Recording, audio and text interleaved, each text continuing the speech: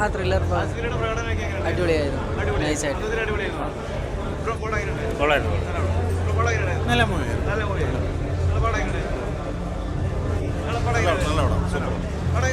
പടം കുഴപ്പമില്ല, നല്ല പടം. ആവറേജ് സിനിമ, ആവറേജ് പടം.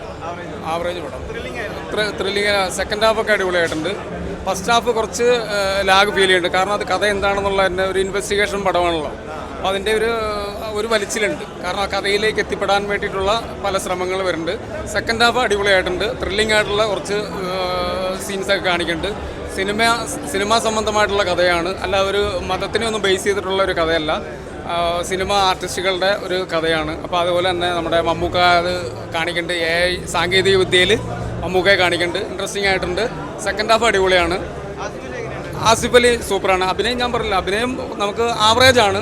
ആസിഫ് അലിയുടെ കരിയറിലെ ഏറ്റവും ബെസ്റ്റ് സിനിമയെന്ന് നമുക്ക് പറയാൻ പറ്റില്ല. നല്ല സിനിമയാണ്. അതുപോലെ തന്നെ അഭിനയിച്ചിട്ടുള്ള അനശ്വര രാജൻ, ജഗദീഷ് ഏട്ടൻ, സായ് കുമാർ, ഒരു നല്ല താരനിര തന്നെയുണ്ട്. പടം ഇൻട്രസ്റ്റിംഗ് ആണ്. സെക്കൻഡ് ഹാഫ് അടിപൊളിയായിട്ടുണ്ട്. സെക്കൻഡ് ഹാഫാണ് എനിക്ക് കൂടുതൽ ഇഷ്ടപ്പെട്ടത്. ഫസ്റ്റ് ഹാഫ് ഈ പറഞ്ഞ പോലെ ഒരു ഇൻവെസ്റ്റിഗേഷൻ ത്രില്ലർ ആയതുകൊണ്ട് ആ കഥയിലേക്ക് വരാൻ വേണ്ടിയിട്ടുള്ള കുറച്ച് വലിച്ചിലുണ്ടെന്നേ ഉള്ളൂ. അടിപൊളിയാണ്. എല്ലാവർക്കും ഇഷ്ടപ്പെടും. ഫാമിലി ഇഷ്ടപ്പെടും. ഫാമിലിയായിട്ട് നല്ല സിനിമ.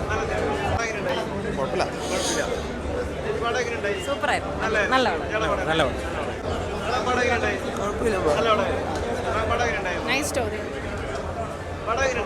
നല്ല പടമായിരുന്നു.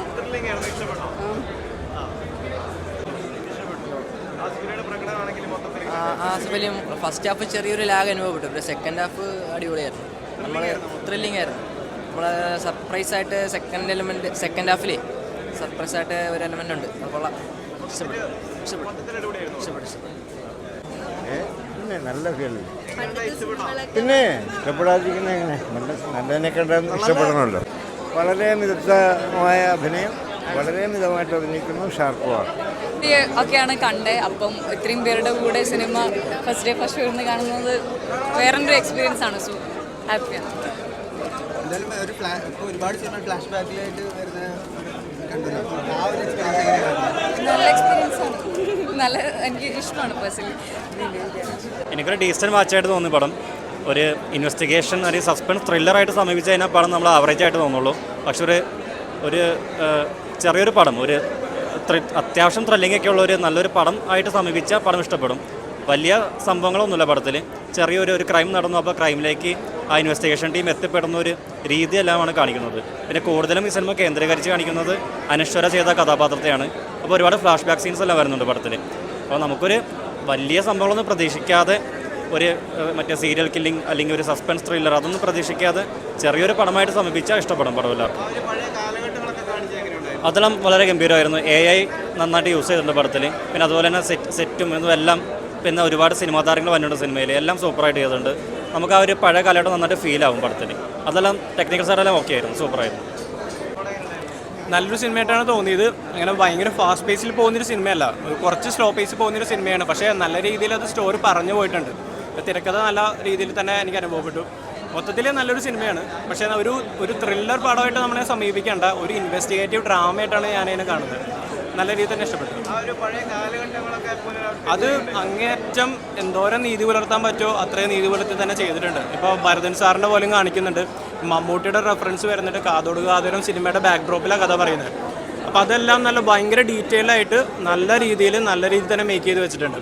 ഒട്ടും കല്ലേട് തോന്നാത്ത രീതിയിൽ അത് നല്ല പക്കയായിട്ട് കുറച്ച് AI ഫീച്ചേഴ്സൊക്കെ യൂസ് ചെയ്തിട്ടുണ്ട്. എങ്കിൽ പോലും ഭയങ്കര കൺവിൻസിംഗ് ആയിട്ട് അത് ചെയ്തിട്ടുണ്ട്. ആസിഫ് അലി, നമ്മൾ ആസിഫ് അലിയുടെ വേറൊരു ഫേസാണ് ഇപ്പോൾ കണ്ടുകൊണ്ടിരിക്കുന്നത്. പുള്ളി തുടങ്ങിയിട്ടേ ഉള്ളൂ. അതായത് ഓരോ ക്യാരക്ടറും തൊട്ട് മുമ്പത്തെ ക്യാരക്ടറിൽ നിന്ന് ഡിഫറൻ്റ് ആയിട്ട് പരമാവധി അടിപൊളിയായിട്ട് അദ്ദേഹം ചെയ്യുന്നുണ്ട്. ഇതിലും പോലീസ് ഓഫീസറാണ്, സ്ഥിരം ചെയ്യുന്ന റോളാണ്. പക്ഷേ എങ്കിൽ പോലും ഒരു ഡിഫറെൻറ്റ് പോലീസ് ഓഫീസറായിരുന്നു. അതുപോലെ തന്നെ അനശ്വര ഭയങ്കര അടിപൊളിയായിട്ട് തന്നെ ചെയ്തിട്ടുണ്ട്. അവരാണ് ഈ സിനിമേനെ താങ്ങി നിർത്തുന്നത്.